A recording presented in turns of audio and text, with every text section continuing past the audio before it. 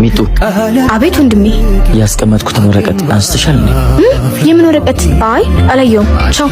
ወንድሜ በጣም ነው የሚወድሽ እና ጓደኛዬ አይደል እንዴት ያወደኝ? አንቺ ጽፍልሽ የነበረውን ደብዳቤ ሰርቄ ነው ያመጣሁት። እንኪ ደብዳቤ።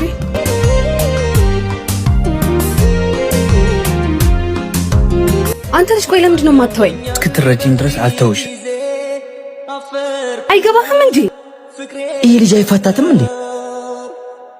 ምን አርጊ ነው የምትለኝ? ለምንድን ነው አንተ ልጅ ማተዋት? ማን አንተ ሲጀመር? ተወኝ ካለች ተወኝ ነው በቃ እንዴ። ቆይ አንተ ልጅ ግን ትወዳታለህ እንዴ? ለምን አልወዳትም? ጓደኛ አይደለች እንዴ? ባካ አታስመስል። ማለት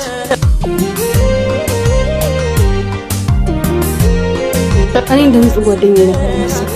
አንተ ግን ጓደኝነታችንን ለማበላሸት ይሄን ያህል ርቀት መሄድ አይጠበቅብህም። ሚጡ አቤት ወንድሜ ያስቀመጥኩትን ወረቀት አንስተሻል እንዴ? የምን ወረቀት? አይ አላየውም። ቻው።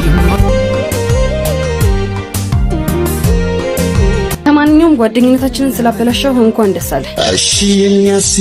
ታውቂያለሽ ወንድና ሴት ጓደኛ ማቾች ብቻ መሆን አይችሉም ሲባል ይሆናሉ ብዬ እከራከር ነበር። ይህንንም ለማስረዳት እኔና አንቺ እንደ ምሳሌ ያቀርብ ነበር።